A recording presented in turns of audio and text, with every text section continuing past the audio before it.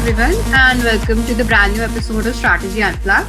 Today we have with us Professor Mrinmoy Majumder, who is currently a faculty of Human Resources at IMI New Delhi since 2018. Sir was previously associated with the Goa Institute of Management as an assistant professor of HRM and Industrial Relations. Sir was also an international visiting student at the Faculty of Social Sciences, Universidad de Chile. Before joining IMI, he had a brief stint at Flame University, Pune. He has a research acumen and has developed cases in the areas of labor and technology and employee collectives. Sir holds an FPM from MICA and has completed his MBA with a specialization in HRM from the University of Pune. Sir, I would really like to thank you for being here, and hence I would like to open the floor for the discussion on the topic of the employee performance in the post-COVID world. So, as it's been seen that there is a huge virtual shift in the organizations, a rather drastic and a sudden change in the organizations, particularly in terms of the employee productivity, and also it's been studied that the performance has drastically increased or decreased in this given period. So my first question to you is that have the organizations adapted to evaluating their employees in terms of changing the metrics for evaluation? Have they changed their stance on how they will evaluate employees in the new normal? Yeah, thank you, Sambhavi. Thanks for the invite. I'm glad to be here. Yeah, to address your question on the evaluation metrics of performance, whether it's increased or decreased, given the time that all of us are working from home. I think, as you mentioned it rightly, it's both, right? Both the narratives are there in place. Companies are saying it's gone up. Individual employees are saying it's gone up, whereas other people are saying it's not really gone up. Right? It has hampered some bit. Right? Also, people are also like claiming other things that is hampering their work from home or work from anywhere is you don't have a setup, right? You don't have a formal work setup. That is also probably hampering your work. Now, uh, let me say it this way, right? Yeah, all the things that could go wrong went wrong last year, right? But we had to come to this pandemic for the large scale disruption, right? That's what I'm looking at, right?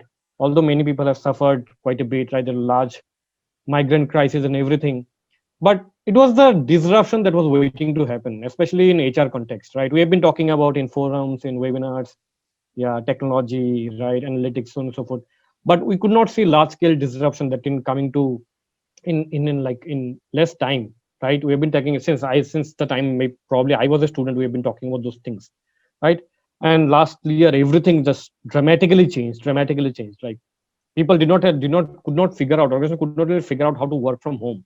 For services organizations still fine, right? For product companies, for manufacturing, right, you don't really know. For the people who are hard selling on the streets, they don't really know how to execute the same thing on an online platform. But yeah, people are doing it. Even now people are doing online things. So yeah, as I was mentioning, the good part about it is the performance evaluation metric has shifted more towards the other spectrum, right? It's more shifted towards what you call deliverables, which we have been talking about for the longest amount of time. They don't really focus much on the effort, focus much on, of course, our efforts are important, focus on the deliverables, on the outcomes, right? And for that, you need to get over your traditional ways of appraising people on a Likert scale, right? You have to get to the level that what people are actually delivering, right? So we can say, to sum it up your question, right? So deliverables, right, has mm, sort of gotten more focus in the context of online evaluation metrics, right? As compared to what was previously known as inputs, it has now shifted more towards output, right? Yeah. So are there any organizations or is this change implementable on all the organizations or organizations which belong to particular sectors or industries? No, certainly not. See, some things, given the fact that not 100% everything can be executed online, right? Services, IT, right, to some extent consulting can be done probably online. But there are traditional manufacturing, even traditional sectors, like for example, artisans, handicrafts, right? Traditional sales, right? Hard products. For that, I don't think so. Entirely online would work. Online would be there, right? Maybe now majority part of your work would be online, but traditional work setup will remain there, right? Will still remain there. But I'll say services, tech would see more kind of virtual work as compared to what we were used to seeing previously. So, sir, my next question to you would be is that now with this pandemic, there is also a call for focus on the employee's health, both physical, emotional, and mental. So, the Yeah. reward systems, they need to, can the reward systems implement a strategy to be more inclusive of the obstacles that the employees face while working, especially given in the new normal? That can, we count for mental health and physical health while at the same time keeping in mind the organizational productivity.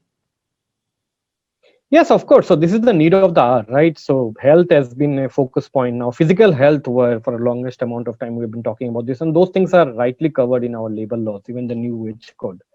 But what we have been, I think you mentioned in your question, what you like really missed out on that previously is mental health, right? We did not really talk about in Indian context, in a sense that we're talking about reward or compensation, right? We should talk about mental health, but from a well-being point of view, but not from the point of view of reward.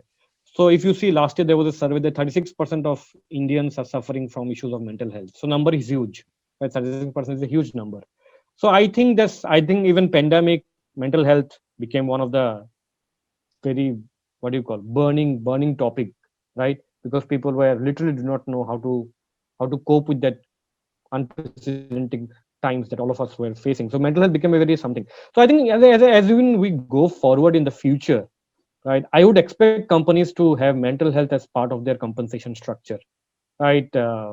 Yeah, that will be a far more strategic if you want to engage with a crowd who are very serious about with their mental health, right? As like their physical health, right? Especially people are getting more health conscious now.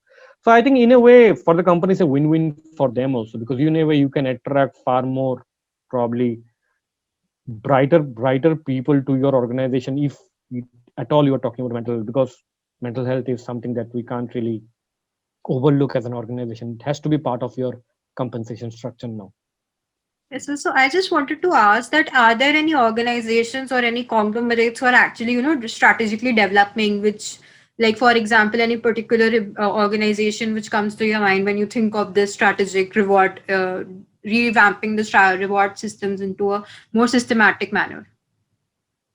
Yeah, quite a few organizations actually. And in India, I think not many of them, but globally there are quite a few organizations. If you see globally, many startups have started to acknowledge the fact that mental health is a very important area that we need to focus on. Even companies, if I like companies like Airbnb, like an Uber, right? They consider mental health as part of their, what do you call, mental medical insurance, right? So that is, I think, very much part of global new age companies. Indian Inc., they're yet to wake up there. I'm sure many of the startups in India, many of the like new age companies in India, they are talking about it. They already probably have part of their compensation structure, right? Mental health. So yeah, but I think most of the companies should now wake up to this fact that mental health should be part of your compensation structure. So as part of it, you can also tie up with many organizations, many civil society organizations who are working in the cause of mental health, right? Who can actually provide counsel.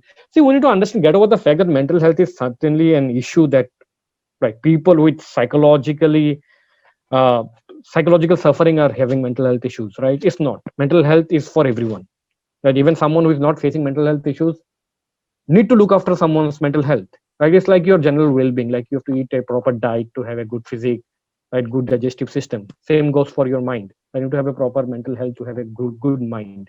So I think this is for every employees. I think you should also actively as an organization get involved with some civil society, some NGOs, some probably rehabilitation center to have, like, to have their understanding of how best you can manage your employees, irrespective of the fact that you are providing a compensation for it or not. Yes. So you briefly mentioned about the new labor laws. So can you just explain a bit in a detail about the viewers what are these laws and how will they be linked to the performance management? And as you know, as future management trainees, what do they need to expect? That is there a very drastic change in their workspace because of these laws? Yes, there are in some because the just to for the audience, there we had close to around 44 major labor laws in this country, which are now been truncated remodified into four codes, right? Which is say, social security, industrial relations, so on and so forth, right? Having said that, at one level, you can say, okay, some of the amendments were really quite radical. Some of the amendments are still quite usual to what we used to have previously, just that we have a new code now, right? But yeah, wages have undergone, the wage code have undergone so much of, right? uh, I'm not sure if I've read the codes in details. There is something to do in legality, pay for performance, related to pay for performance, as in we don't have a strict law which says that like your performance should be linked to or your pay should be linked to your performance. There's not any strict law, right?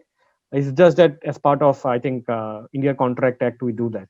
But there's no, I don't think so it's mentioned there in any of the wage codes, right? Wage code is just how your entire salary should be structured. What component, now we have less than, but previously what used to happen, we have several of components, HRA, DA, so on and so forth, miscellaneous, city, what do you call, conveyance, telephone. Now these are being simplified, right? For the employees and also for the organization. And just for your return as an employee, how return you're going to file in terms of your taxes, these are all being simplified now. Oh, okay, sir. So my next question would be a bit about the employer branding in terms of the performance management. So it's been observed that industries have also started rewarding the employees on a very short-term basis in terms of the pandemic and in terms of an emerging gig economy. So I just wanted to ask that will this strategy have a negative or a positive impact or any impact on the employee branding whatsoever in the near future? See, I would give more of a like a practical answer to it, right? Theoretically, yes, maybe employees may not be motivated to work for those kind of projects, but practically, if I look at those problems, we don't have much choice as an employee also, right? Given the crisis that like all of us have faced, or even now we are facing some bit. It's not, haven't really evolved much from the economic downturn that we are facing.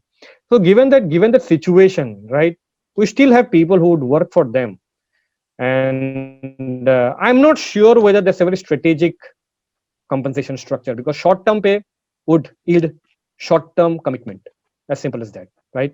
Because we don't see a longer picture. Why would I say so? If you say I can work in multiple projects, right, I can associate myself with multiple companies, multiple work, short term project really works for me. But if I have only one employment, which is most cases in Indian context, because our one work itself takes so much amount of time, we don't really work in different other jobs, right? Short term, right, compensation structure won't take. I would say this is the time actually companies should look forward to long term pay, right? Maybe in the current time you may not be paying so much in hand salary, but for the longer time, if you can give something in return to your employees, then that would yield some amount of commitment, maybe something like equity or something like that.